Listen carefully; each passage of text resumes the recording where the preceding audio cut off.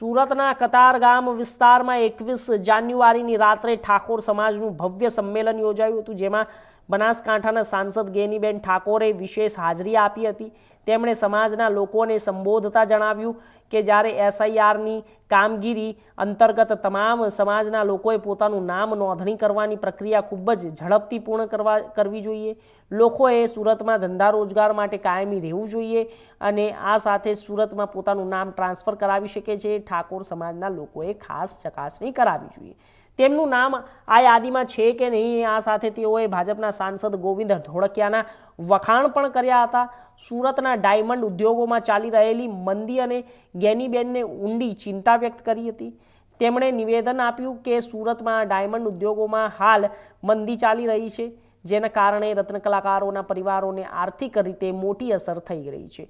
ગેનીબેનને ખાતરી આપી હતી કે તેઓ આ ગંભીર બાબતે સરકાર સમક્ષ યોગ્ય રજૂઆત કરશે। તેમણે સ્પષ્ટ કર્યું કે તમામ પુરાવાઓ સાથે નાણામંત્રી સમક્ષ રત્ન કલાકારોને આર્થિક સહાય મળે તે માટે રજૂઆત કરીશું, જેથી મુશ્કેલીમાં મુકાયેલા પરિવારોને થોડી રાહત મળી શકે।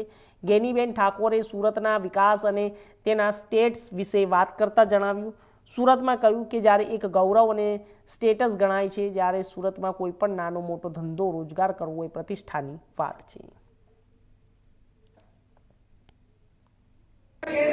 काम करे पहले महीना में 500 हाथ में तो ब्रेक लागी जाए तो एक लेबर वर्क ने पण एनी लेबर पूरा વાર લાગે છે।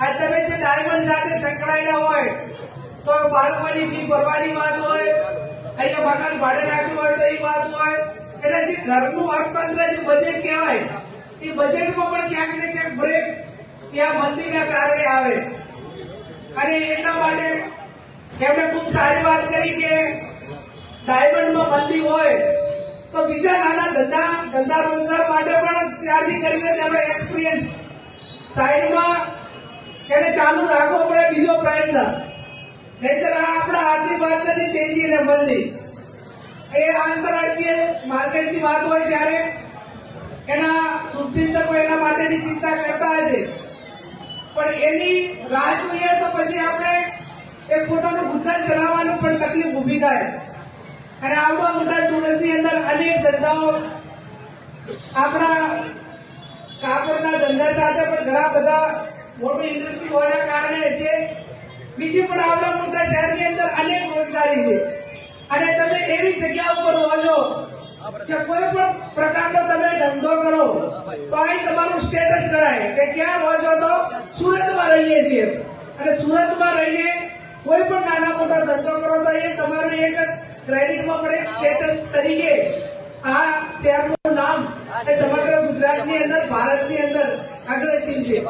જે મહારાષ્ટ્રમાં જે મુંબઈને આપણે ઇકોનોમી દેશની રાજધાની, આર્થિક રાજધાની તરીકે આપણે એને સરખાવીએ, એમ મેં અગાઉ કીધું એમ સુરત પણ એક આપણી ગુજરાતની આર્થિક નગરી ગણાય રોજગારી માટેની અને એમાં અનેક પ્રકારની રોજગારી માટેની તકો હશે।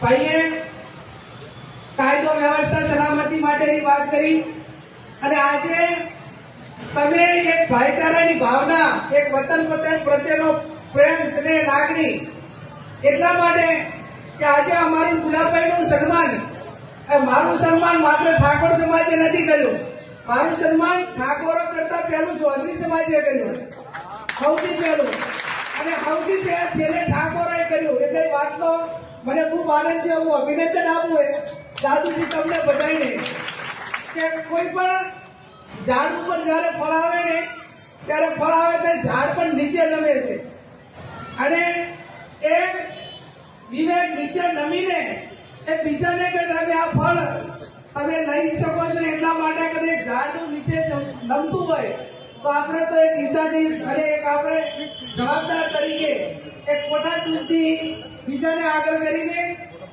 એમને સ્વાગત કરવા માટેનો મોકો આપ્યો એ તમને બધાને ખૂબ અભિનંદન। અને કોઈ પણ પ્રકારનું પેલું રાખ્યા વગર એક દિલની જે ભાવના વ્યક્ત કરી કે હર હંમેશા તમારી ભાવના એ અમારા દિલમાં જે અમારી જવાબદારી તમારા પ્રત્યેની છે એ ક્યાંક ને ક્યાંક જવાબદારીમાં અનેક ગણો વધારો એક આ ભાઈચારાની ભાવનાથી અમારા ઉપર આવે છે. અમારા ઉપર ખૂબ મોટી જવાબદારીઓ આવે છે અને જવાબદારીઓ એ આવે છે કે લોકસભાના સાંસદ હોય, ધારાસભ્ય હોય, કોઈ પોલિટિકલી રીતે નાના મોટા પદમાં હોય, પણ એ સત્તાના માધ્યમથી કઈ રીતે બેલેન્સ કરીને એ તમામ સમાજોને ન્યાય આપી શકો છો.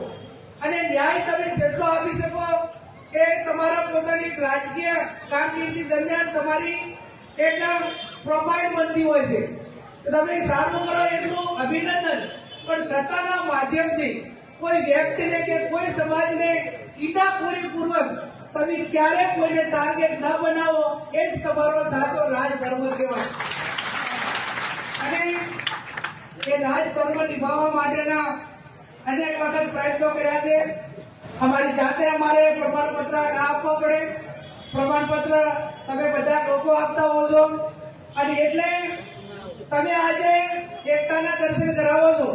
તો મેં કીધું એમ અમારી પણ વિશેષ જવાબદારી અને જવાબદારીના ભાગરૂપે ગુલાબભાઈ પણ ધારાસભ્ય રહ્યા છે, હું બે ધારાસભ્ય રહી, સંસદ સભ્ય રહી, પણ વતનમાં આવતા છો ત્યારે અમારા બાબતમાં એટલું તો ચોક્કસથી તમને નીચેથી આપણા ત્યાં રહેતા તમામ લોકો એક તો વાત કરતા છે કે ગેનીબેન થાય એટલું કામ કરશે, બાકી ક્યારે કોઈનું ખરાબ નહીં કરે.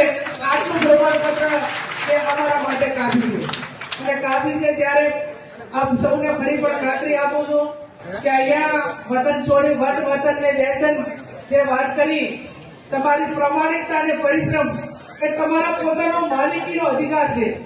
સ્વામી વિવેકાનંદે કીધું છે કે ઉઠો જાગો ને ધ્યેય પ્રાપ્તિ સુધી મંડ્યા રહો. આજ તમારી એ ઉંમર છે કે તમે કોઈ પણ કોલ નક્કી કરશો તો કાળા માથાનો માનવી એ ધારે કરી શકે.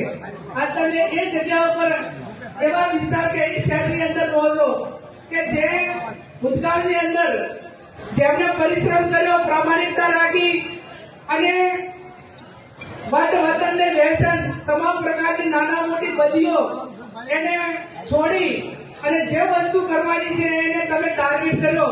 તો હર હંમેશા તમે જુઓ, આજે હું આપણા ગોવિંદભાઈ ધોળકિયાજીને મળી હતી તો એમની બાબતમાં મેં સાંભળ્યું કે આજે સૌથી ટોપ ઉપર એ ડાયમંડ તરીકે એમનું મોટું નામ, અને શરૂઆત કરી ત્યારે ખૂબ નાના યુનિટથી શરૂઆત કરી છે. આવા અનેકના અહીંયા અલગ અલગ બિઝનેસની સાથે સંકળાયેલા